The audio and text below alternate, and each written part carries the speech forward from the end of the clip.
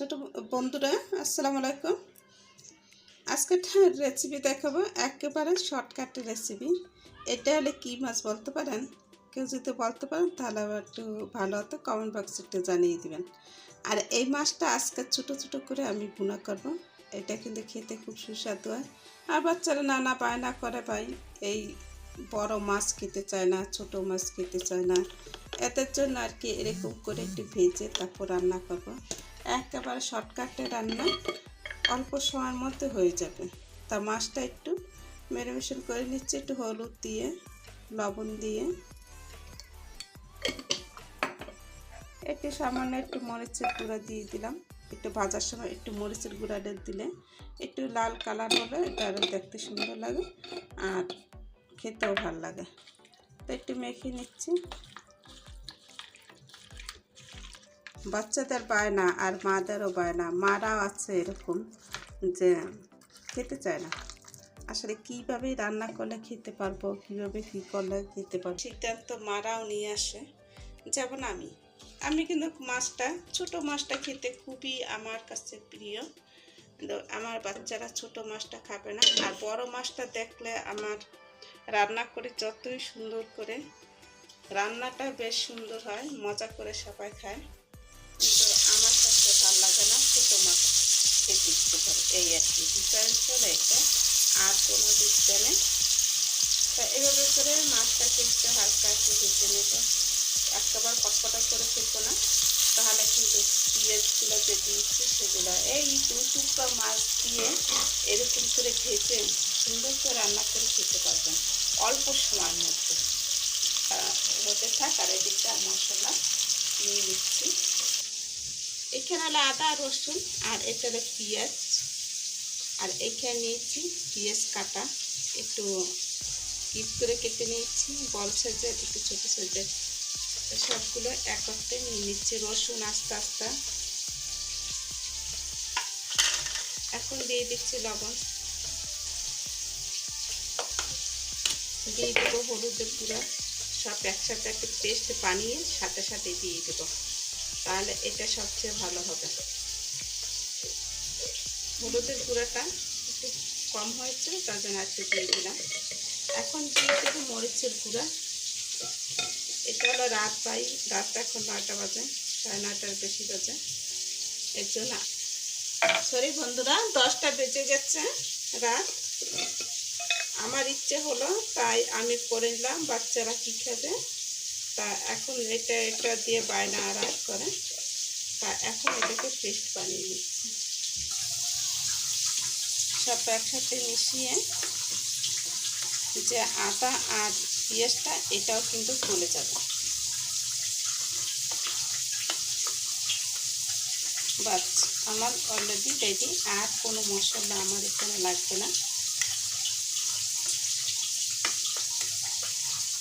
একেবারে সিম্পল।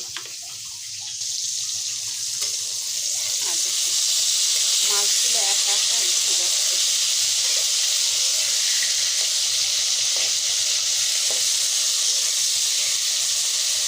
এভাবে করে হালকা ফ্রাই করে ভেজে নিয়ে তারপর কিছু রান্না করেন না, আর খেয়েছে দিয়ে মজা হবে।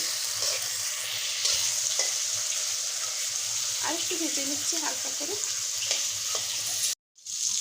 মাছ ভাজা অলরেডি শেষ, এখন আমি এটাকে নামিয়ে ফেলি আর তেলটা ঝরিয়ে নামাবো।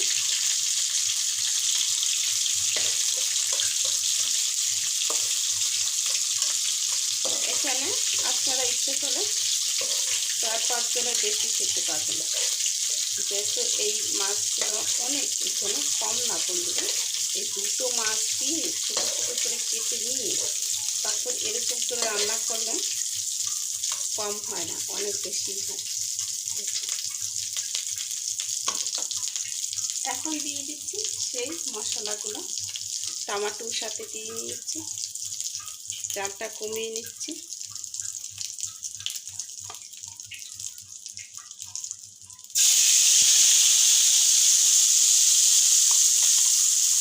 দিয়ে দিলাম, এখন সুন্দর করে নাড়াচাড়া করে এটাকে অল্প সময় মধ্যে এটা হয়ে যাবে, বেশি সময় লাগবে না। এটা হাত দেওয়ার মধ্যেও আপনি এই কাজটা করতে পারেন। খুব তাড়াতাড়ি মাছটা কেটে তাড়াতাড়ি করে ভেজে তারপর মশলা একসাথে সব দিয়ে কষিয়ে নিয়ে দুই চুলায় দুই পাশে দিয়ে দিতে পারেন, কোনো সমস্যা নাই, তাড়াতাড়ি হয়ে যাবে। বাট যে পুরুষরা তারা আহাম্মক হয়ে যাবে, যা আমাদেরকে আহাম্মক বানায় না অনেক সময়, তখন তারাই আহাম্মক হয়ে যাবে, বুঝতে পারছেন?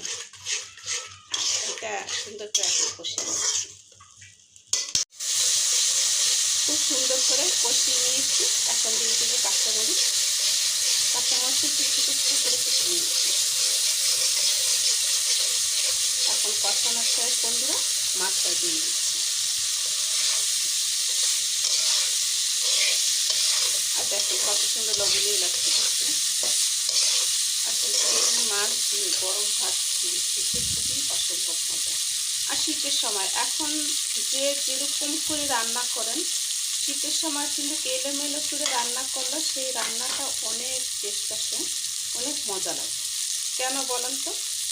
কারণ শীতের পরিবারটা এটা মুখে রুচিটা খুবই সুন্দর থাকে। আর পানিটা দিয়ে দিলাম, এটা হলো মশলাতে পানিটা ছিল সেটা, বাস অলরেডি হয়ে গেল। এখন এটাকে ঢেকে কিছুক্ষণের জন্য রেখে তারপর ধনে জিরা দিয়ে নামিয়ে ফেলব, কমপ্লিট রান্না। আর দেখুন রান্নাটা করার পরে কত সুন্দর তেল বেশি উঠছে, আর রান্নাটা কিন্তু অলরেডি হয়ে গেছে।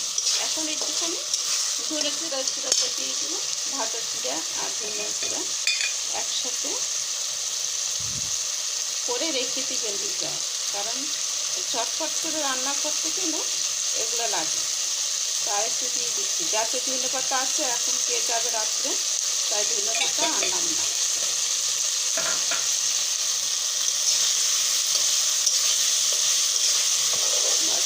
এখন এটাকে দেখে রেখে দিচ্ছি, গ্রামটা দুটো চলে না, এগুলো তেল সব বন্ধুরা পানি না। আপনাদেরকে গরম গরম পরিবেশন করে দেখাচ্ছি এখনই। বন্ধুরা দেখুন 2 টুকরো মাছে কতগুলো হয়ে গেছে। আর আপনারা যদি বিশ্বাস না করেন তাহলে একবার রান্না করে দেখেন, 2 টুকরো মাছে কত টেস্টভাবে খেতে পারবেন, সুস্বাদুভাবে। আর রান্নাটা কত টেস্ট, কত সুন্দর দেখতে দেখাচ্ছে, আসলে জিভে পানি এসে পড়ে। তা আজকের মতো বিদায় নিচ্ছি বন্ধুরা, আল্লাহ হাফেজ।